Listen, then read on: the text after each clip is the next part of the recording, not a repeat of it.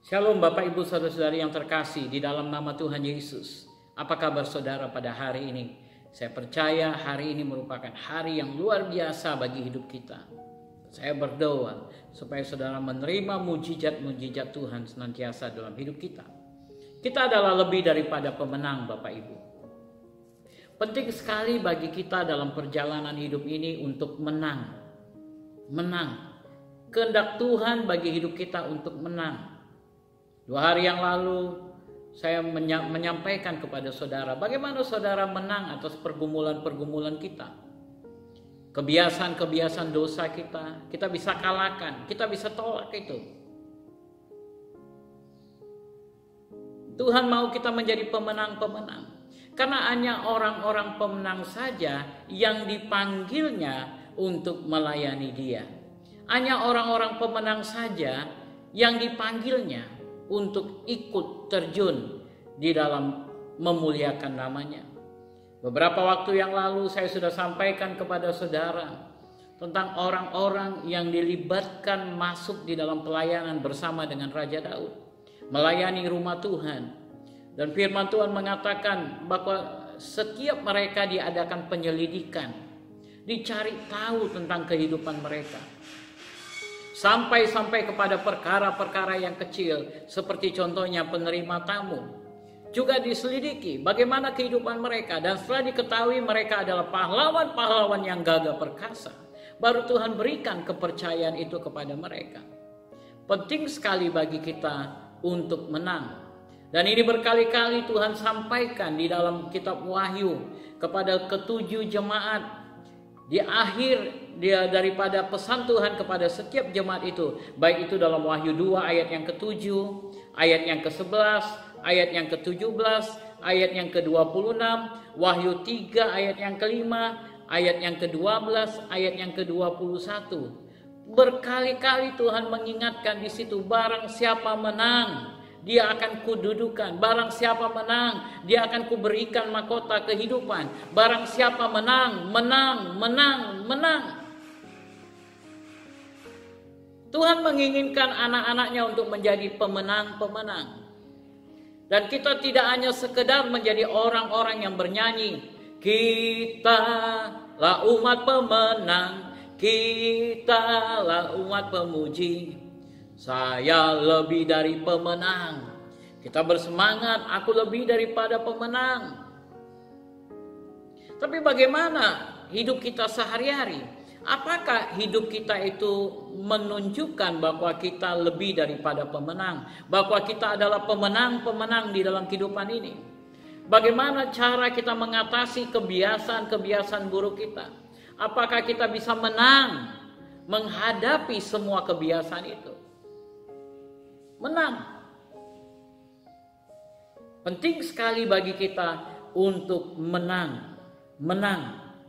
Karena di dalam Wahyu pasal yang ke-21, Wahyu pasal yang ke-21 ayat yang ke-7 dikatakan firman Tuhan, barang siapa menang, ia akan memperoleh semuanya ini, dan aku akan menjadi Allahnya, dan ia akan menjadi anakku. Tetapi orang-orang penakut, orang-orang yang tidak percaya, orang-orang keji, orang-orang pembunuh, orang-orang sundal, tukang-tukang sihir, penyembah-penyembah berhala, dan semua pendusta, mereka akan mendapat bagian mereka di dalam lautan yang menyala-nyala oleh api dan belerang. Inilah kematian yang kedua. Kemudian di dalam Wahyu pasal 22 ayat yang ke-12, sesungguhnya aku datang segera, dan aku membawa upahku untuk membalaskan kepada setiap orang menurut perbuatannya.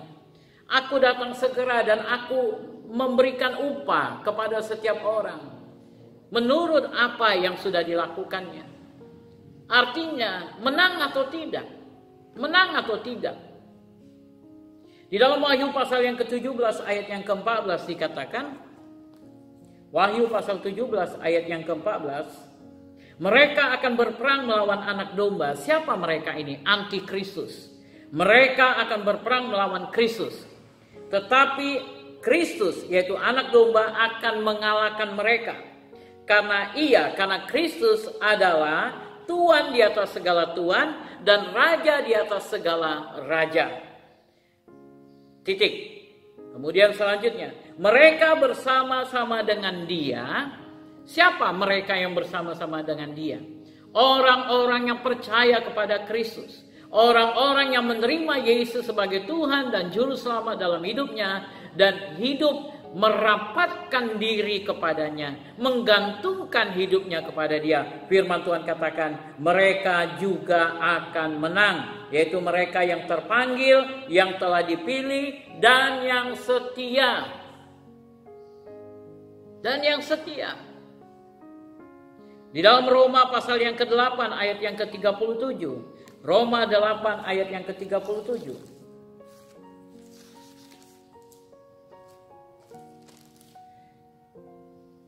Tetapi dalam semuanya itu, kita lebih daripada orang-orang yang menang oleh Dia yang telah mengasihi kita. Kita menjadi pemenang oleh Dia. Jadi kalau saudara mau jadi pemenang, saudara tidak bisa menang sendiri. Saudara harus memiliki hubungan persekutuan dengan Tuhan. Sama seperti apa yang dikatakan Wahyu 17 ayat 14. Mereka yang bersama-sama dengan Dia juga akan menang. Mereka yang bersama-sama dengan Dia. Mereka yang memberikan hidupnya kepada Dia. Dan bagaimana Kristus dalam kitab Filipi pasal yang kedua memberitahu kepada kita bagaimana menang. Kristus menang. Di dalam Filipi pasal yang kedua ayat yang kelima, hendaklah kamu dalam hidupmu bersama menaruh pikiran dan perasaan yang terdapat juga dalam Kristus Yesus, yang walaupun ayat 6 dalam rupa Allah tidak menganggap kesetaraan dengan Allah itu sebagai milik yang harus dipertahankan, melainkan telah mengosongkan dirinya sendiri dan mengambil rupa seorang hamba dan menjadi sama dengan manusia.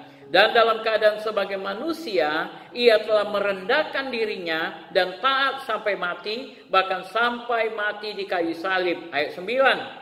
Itulah sebabnya Allah sangat meninggikan Dia dan mengaruniakan kepadanya nama di atas segala nama, supaya di dalam nama Yesus bertekuk lutut segala yang ada di langit dan yang ada di atas bumi dan yang ada di bawah bumi. Dan segala lidah mengaku Yesus Kristus adalah Tuhan bagi kemuliaan Allah Bapa.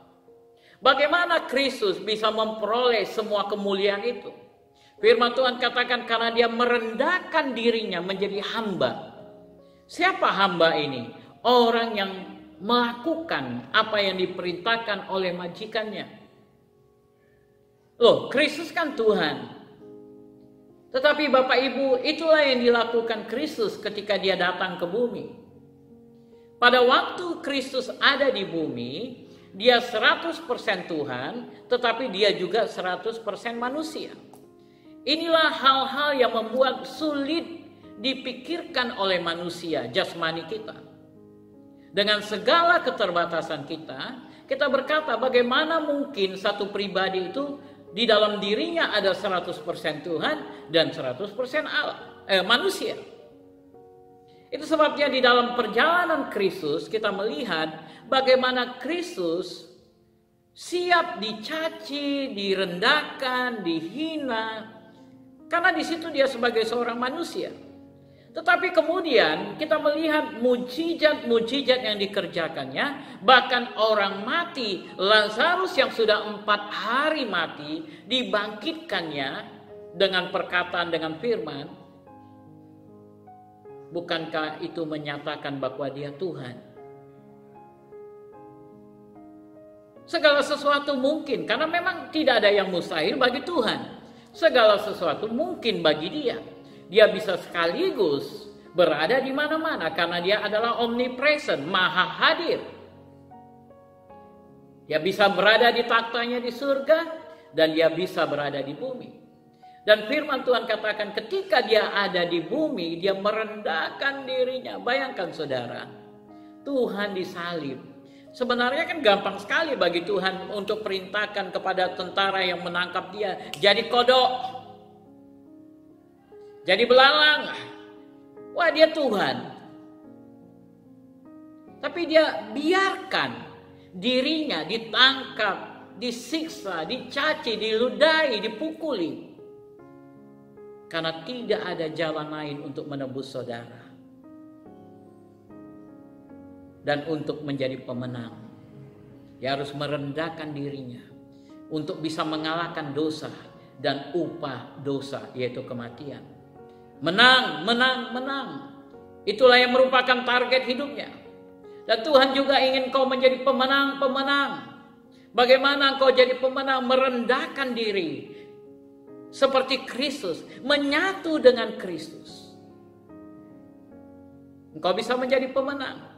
Di dalam gereja, engkau bisa jadi pemenang dengan ikut terlibat di dalam pelayanan-pelayanan. Pelayanan yang dipercayakan kepadamu melatih dirimu untuk menjadi pemenang. Karena di dalam pelayanan-pelayanan itu engkau akan mulai terdidik. Engkau mulai tahu dengan aturan bagaimana pola kepemimpinan, belajar pola kepemimpinan. Bagaimana ikut di dalam organisasi, belajar ini dan belajar itu. Dan firman Tuhan katakan di dalam Lukas pasal 16 ayat yang ke-10, barang siapa setia dalam perkara-perkara kecil, ia setia juga dalam perkara-perkara besar. Dan barang siapa tidak benar dalam perkara-perkara kecil, ia tidak benar juga dalam perkara-perkara besar. Ayat 12, dan jikalau kamu tidak setia dalam harta orang lain, siapakah yang akan menyerahkan hartamu sendiri kepadamu? Kalau engkau tidak setia kepada harta orang lain, siapakah yang akan menyerahkan hartamu sendiri kepadamu? Banyak orang yang tidak sabaran di dalam hidup ini mau jadi pemenang, tanpa dia mau belajar dulu merendahkan dirinya. Karena dia tahu sedikit, dia sudah merasa dia sudah tahu banyak hal.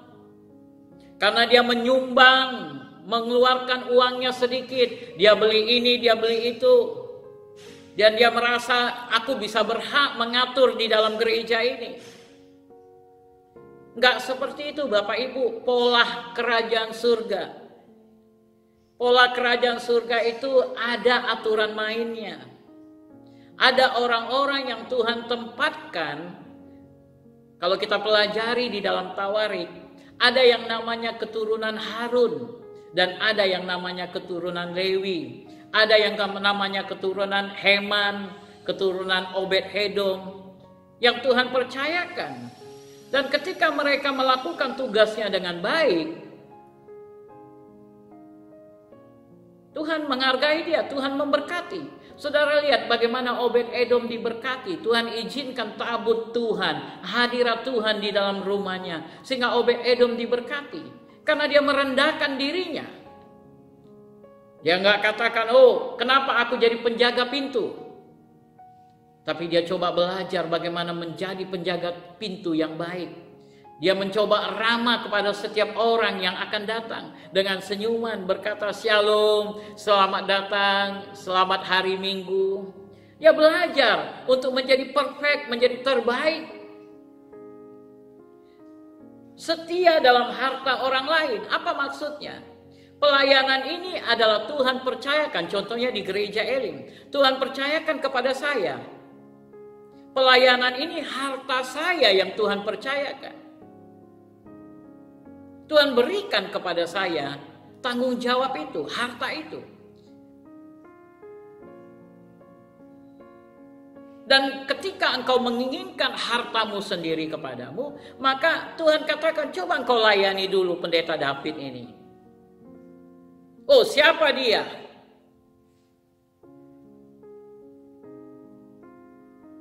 Engkau lupa siapa saya? Saya adalah orang yang mengajar firman Tuhan kepada saudara, sehingga saudara bertumbuh. Atau mungkin saudara hidup dari generasi yang pertama dari hamba Tuhan Pendeta Nathanael. Orang tua saya mengajar firman kepada Anda. Dan jangan pernah lupakan bahwa karena itu pola pemerintahan Tuhan, bahwa Tuhan melihat kesetiaan hamba Tuhan Pendeta Nathanael, dan melihat bahwa pendeta David ini adalah orang yang juga setia kepada Tuhan, Tuhan percayakan kepemimpinan ini dari pendeta Nathanael kepada pendeta David. Dan ini merupakan anugerah kasih karunia Tuhan. Kasih karunia Tuhan. Coba saudara pelajari di firman Tuhan. Yang namanya kinghood, leadership itu tetap ada Bapak Ibu. Tuhan percayakan terlebih dahulu.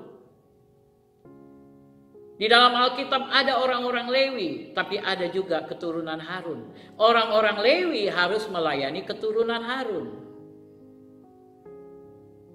Saudara bisa lihat di Tawarik, dalam kitab Tawarik.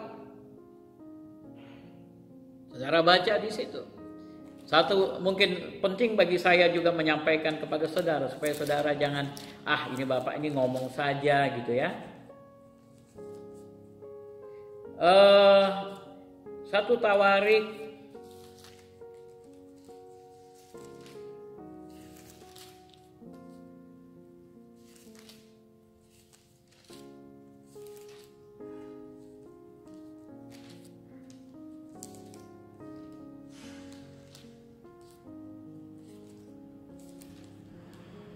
nanti saudara bisa lihat selanjutnya di mana, karena waktu kita juga terbatas, yaitu bahwa Tuhan memilih.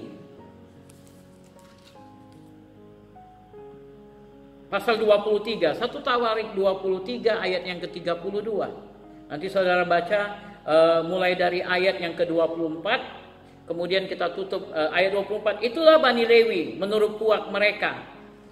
Kepala-kepala puak mereka pada waktu mereka dicatat seorang-seorang sesuai dengan bilangan nama mereka, orang demi orang.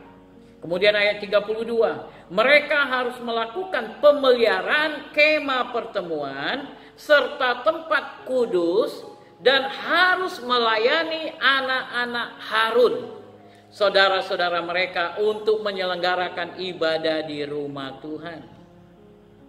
Karena Tuhan percayakan pelayanan itu kepada anak-anak Harun.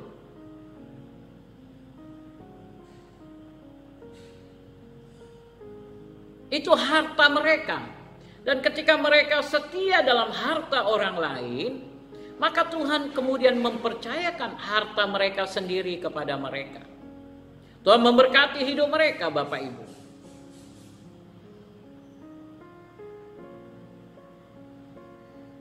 Di dalam gereja banyak hal, banyak orang ingin menjadi nomor satu. Mereka berontak. Mereka katakan kami juga bisa buat.